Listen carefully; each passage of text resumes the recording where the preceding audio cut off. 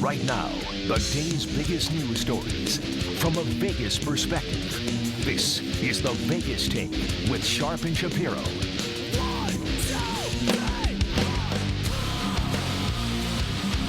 All right, welcome back. It is the Vegas Take. Sharp and Shapiro rolling out hour number 2. Gun control, an issue that Donald Trump brought up last night. He said the Second Amendment is under siege. Do you remember these Kentucky gun rallies? 100-plus people gathered at the state capitol for the last of 3 gun rights rallies in January.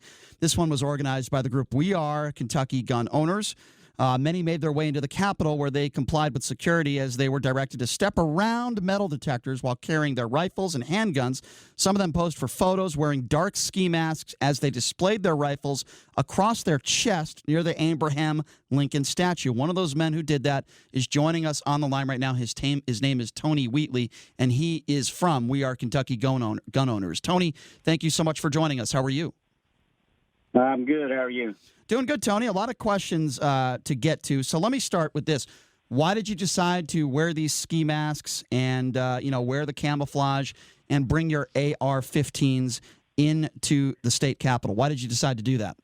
Well, that's a little bit of misinformation there. I was the one that actually put the rally together. We had 25 outside security guards who were keeping masks off everybody outside. The gentlemen that went into the Capitol itself were from Virginia, and they weren't wearing masks outside, but for some reason they took a photo opportunity. I think it was provoked by one of the local newspapers to do that, and because outside you didn't see the issues at all. Okay, so if I misspoke there, you didn't do it, and by the way, I'm glad to hear that. So I would imagine you don't support somebody walking into the state capitol wearing getup like that. Can I assume that?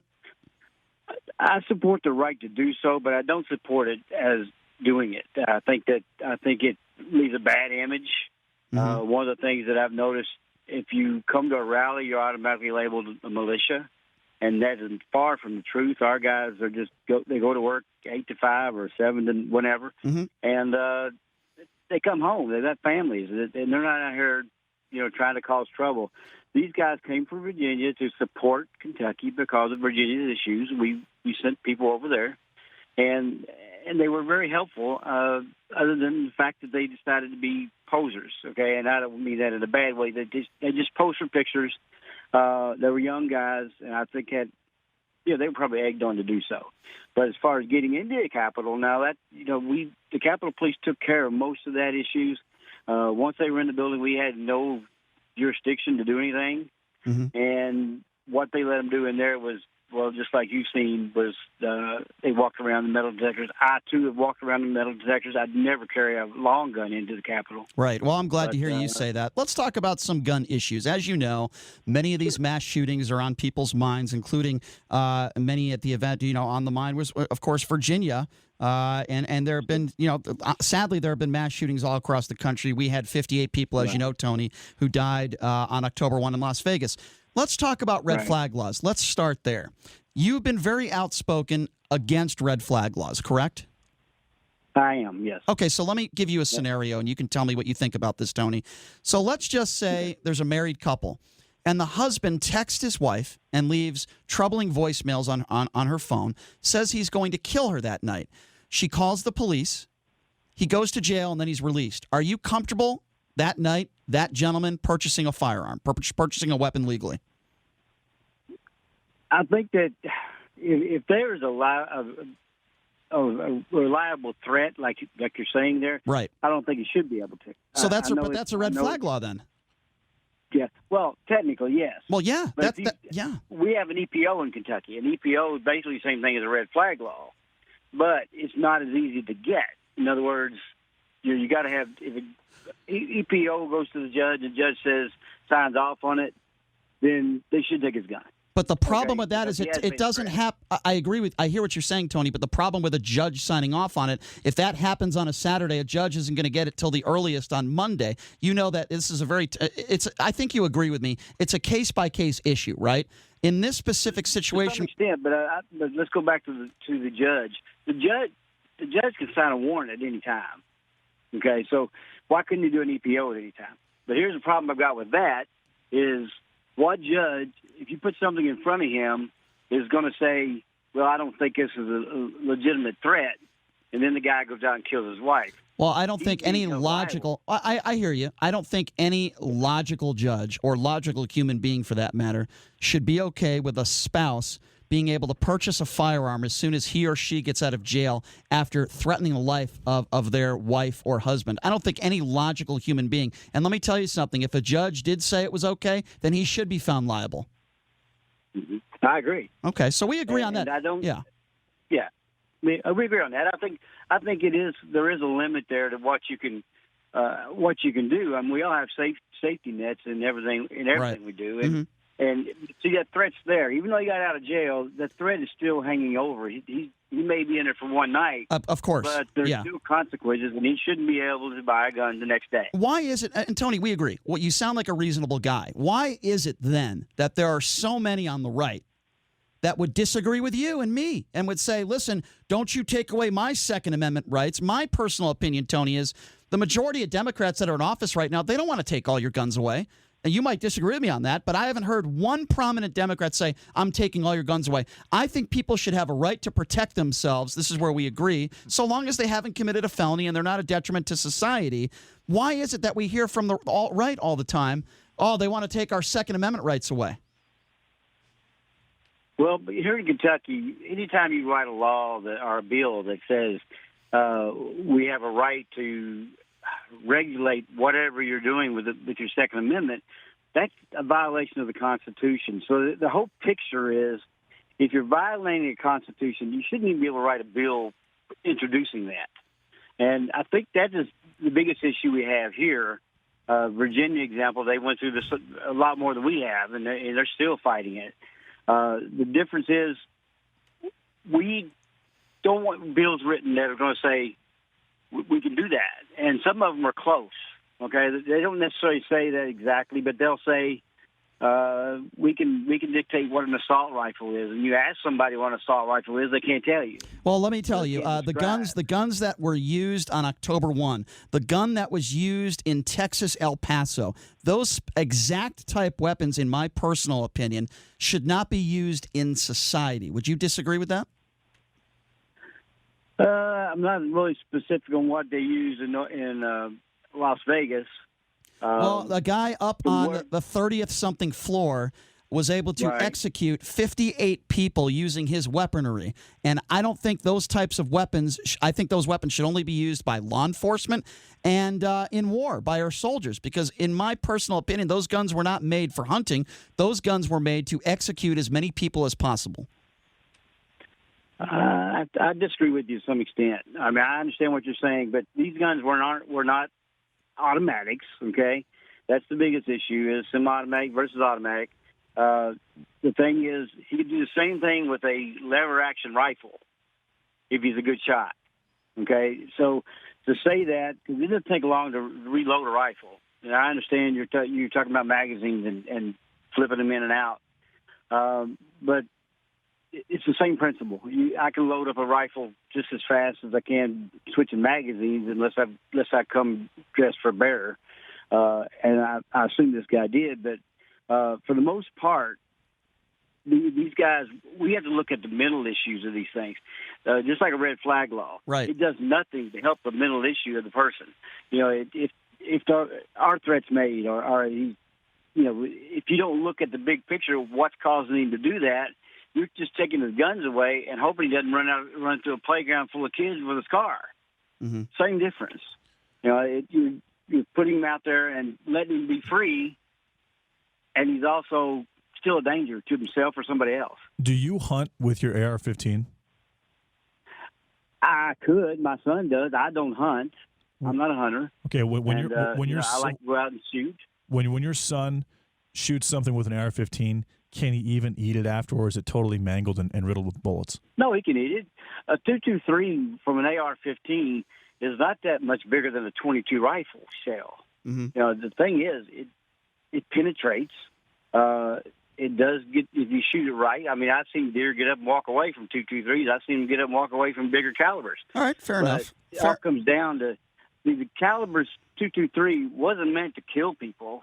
It was built to take people off the battlefield. Of if I had course. to pick somebody else and take him off the field. Exactly. Then I'm eliminating men. Well, I agree, and that's my point when it comes to some of this weaponry. They were designed to mass execution. If you're just joining us, we're speaking with Tony Wheatley. He is the organizer of this event, this gun rights rally that has taken place on our state capitol. He is also with the We Are Kentucky Gun Owners. So let me ask you this question then, Tony, and I do think that it is an important one. You've held these gun rights rallies.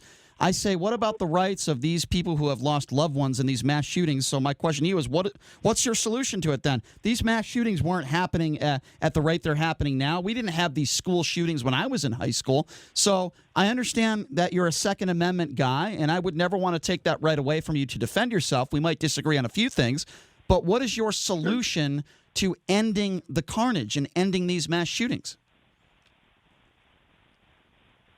As far as what one person can come up with, it's almost impossible to do.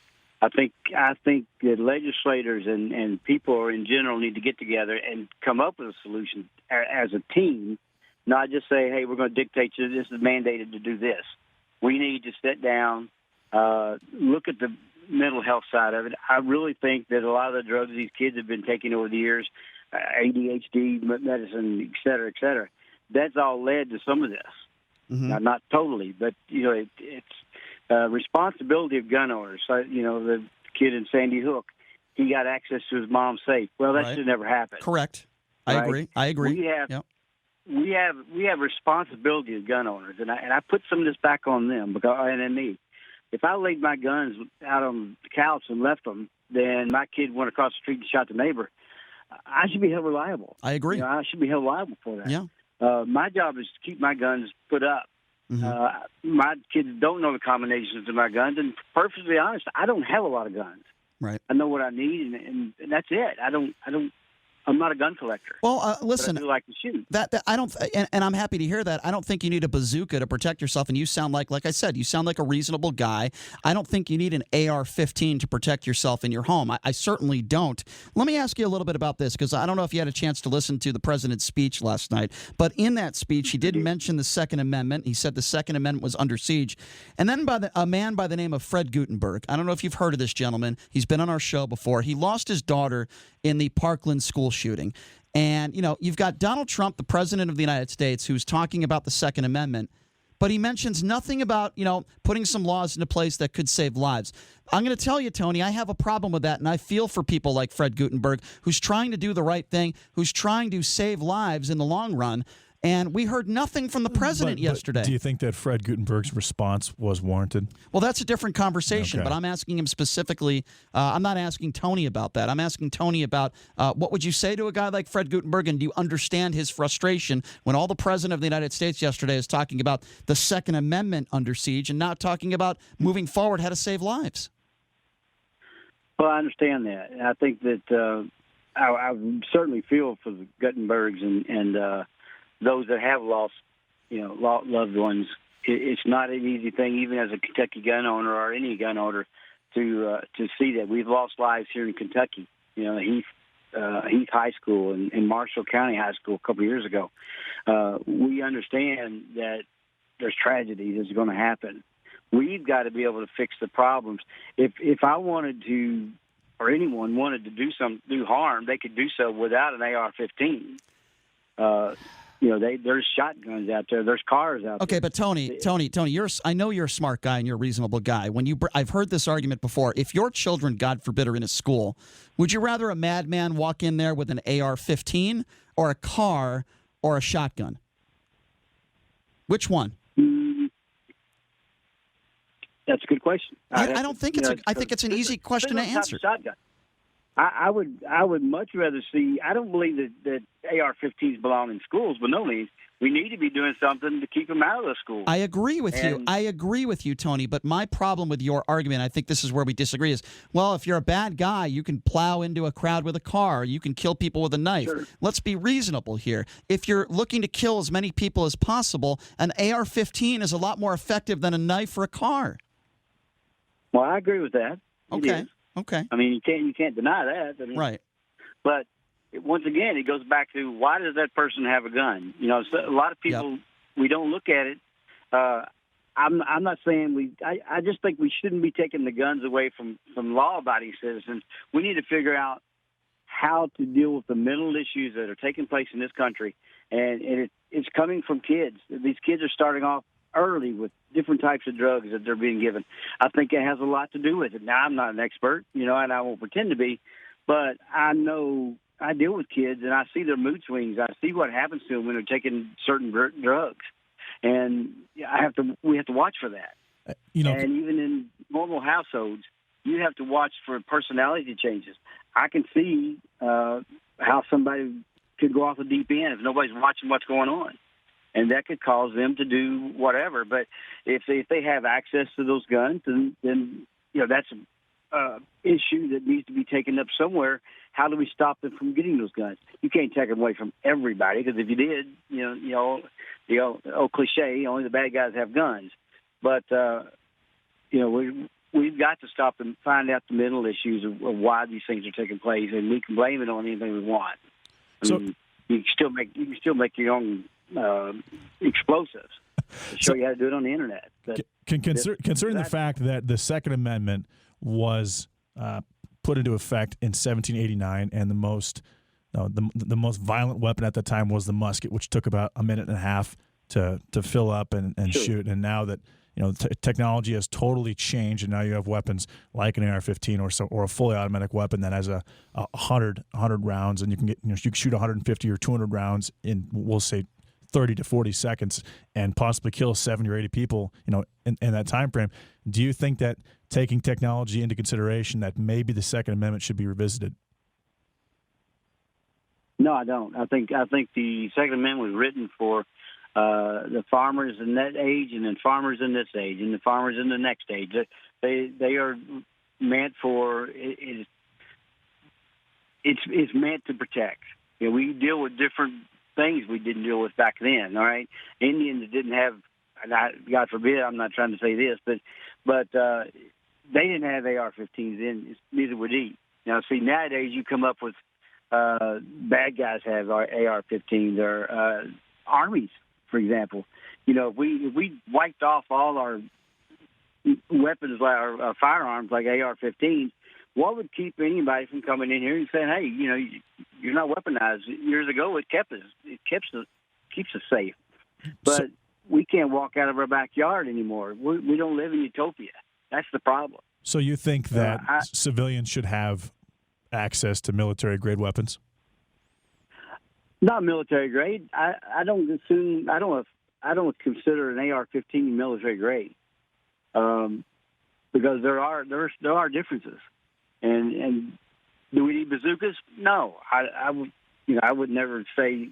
I can't say that constitutionally it rules it out, but I will say this: I think it's irresponsible for people to have those if they All right. really wanted. Well, wanted them.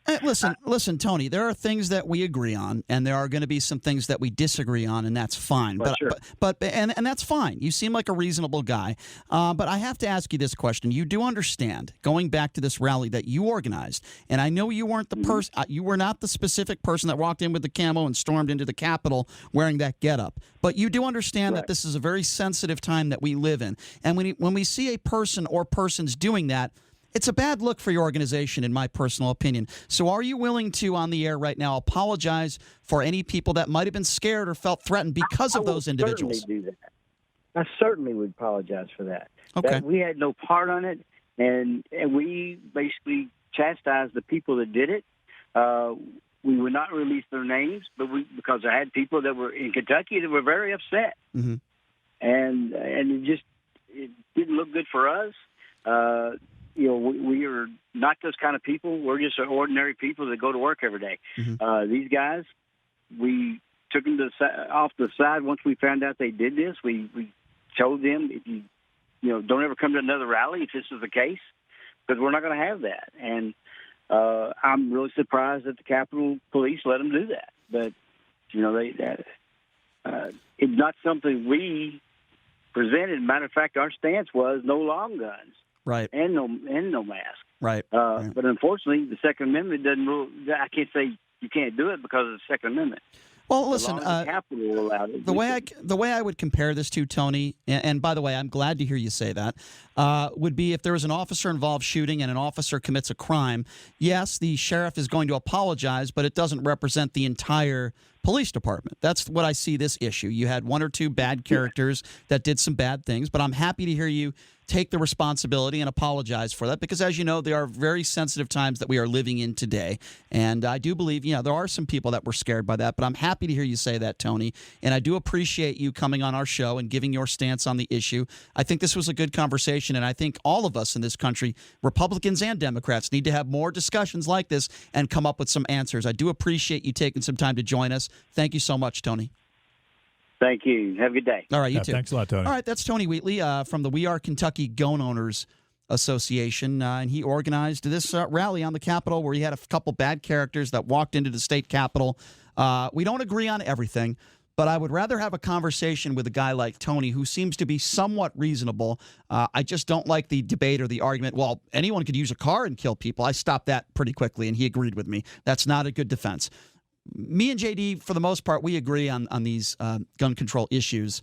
But that's a guy at least I could have a conversation with. So when we come back, JD. Yeah, he seemed fairly reasonable considering the fact that the position that he's in and the fact that he's in Kentucky. And he took responsibility for a couple bad characters, which I do appreciate. Well, I want to continue this conversation a little bit on the other side. You can give us a call. Phone lines are open at 702-257-5396. Again, that number if you want to be a part of this conversation. The gun control issue, what took place with these gun rallies, your thoughts on someone wearing a mask and all the get-up walking into the state capitol. I certainly wouldn't want that to happen anywhere, especially here. That number, 702-257-5396. Also on the other side of the break, a principal at a high school saying Kobe Bryant deserved to die. You're not going to believe it. It's just utterly disgusting. We'll take that, and your phone call is coming up next, 702-257-5396. We will take a quick break, and we will be back right after this. You're listening to The Vegas Take right here on the all-new 101.5 FM, 720 AM, KDON.